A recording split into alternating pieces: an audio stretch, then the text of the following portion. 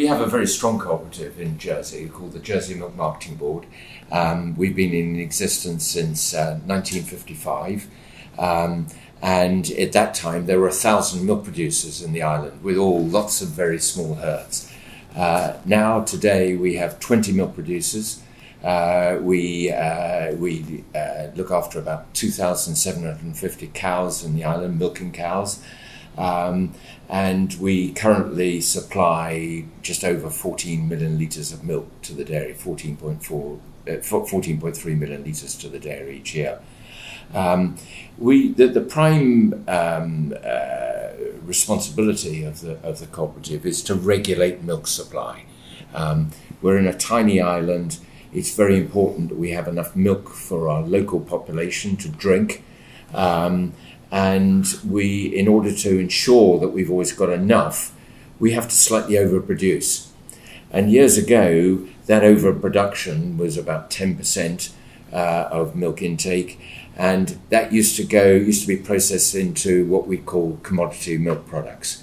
And because we live in a little island south of England and the British Isles, it's very expensive to produce milk in Jersey, and to export it to the UK is a very expensive stretch of water to cross.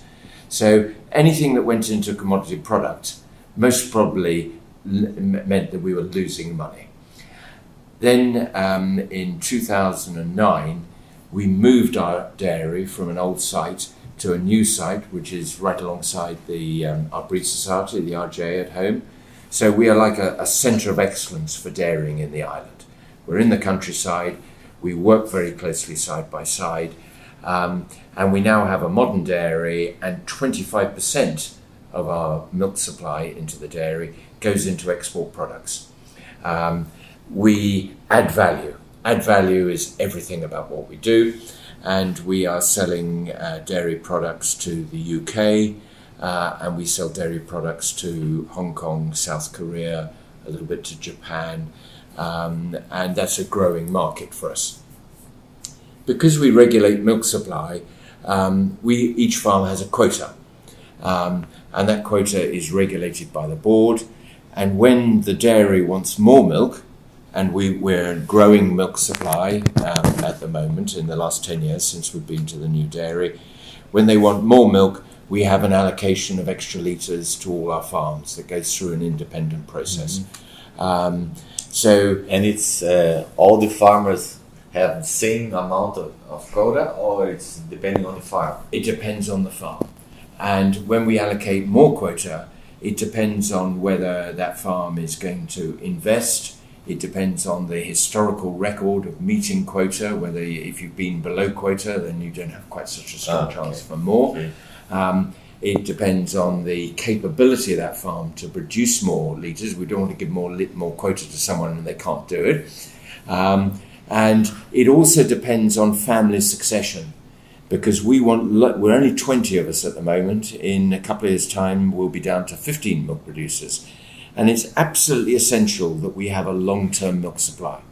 So long-term milk supply, our members of our cooperative are generally independent family farms. They're either second, third or fourth generation. And we need that continuity for the long-term future.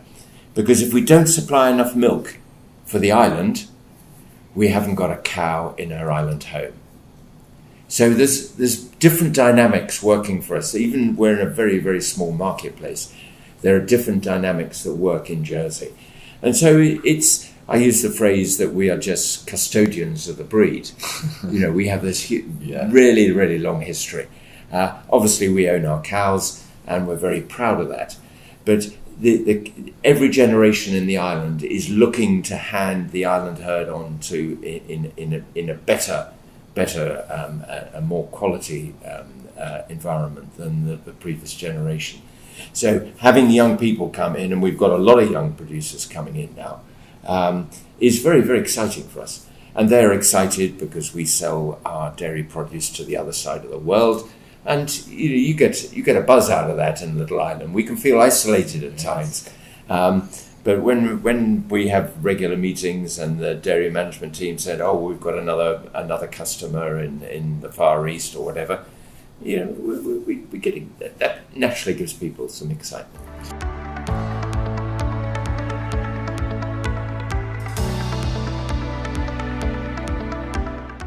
I know that there was an impact in the herds of the island after you allowed the semen from outside. Can you talk a little bit about this?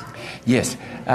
When we introduced when we changed the law in the island's government to allow us to do this, which was a very big debate in our state's assembly, when that was allowed and the semen eventually came in, a lot of people were very excited about that this was a huge opportunity, and we 10 years later, we are now evaluating exactly what the benefits of this are. And from my own personal point of view, we have seen milk yields increase between 10 and 15% on my own herd, 10 to 15% per cow. And that's a big jump there, a huge opportunity. But we've seen perhaps more open frame cows. We've seen cows that are a little bit more angular, and we've got cows. The island herd now has much better udder texture. That's one of the things that I've noticed personally in terms of using international genetics. We were very fortunate in 2008 in the bulls that we could use. That was just at a time globally there were some, what we now regard as some quite famous bulls that were available. There was Action, there was Sultan was a very good bull that was used, DJ May from Denmark, and there were many others. But those were ones that really stood out at the time. And it was that first cross with our traditional island breeding that those and many other bulls, that first cross produced some really nice animals in that first instance. And of course we're now on third and fourth generation of international genetics. But just a word, you asked a moment ago about the purity, because we have a responsibility in the island. I mentioned that we were like the guardians of the breed in our lifetimes, but we have to take decisions that are going to be in the long-term interests of the island cow in her island home. So with the RJNHS made a rule that the bulls that we allowed to come into the island had to be 7 generations pure and no known other ancestry. Mm-hmm. And that, I think I'm right in saying, is the highest measure of purity around the world. And I think that's very, very important. And the reason I say that is because when we go and market our milk around the world, that's the first thing we tell people.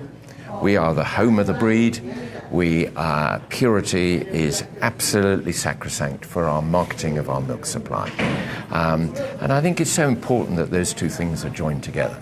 So at our dairy, all the cows on our farms have to be registered with the Jersey Herd Book, and all our cows have to be milk recorded once a month. So we've got huge amount of data. This is government law or no? This is cooperative law.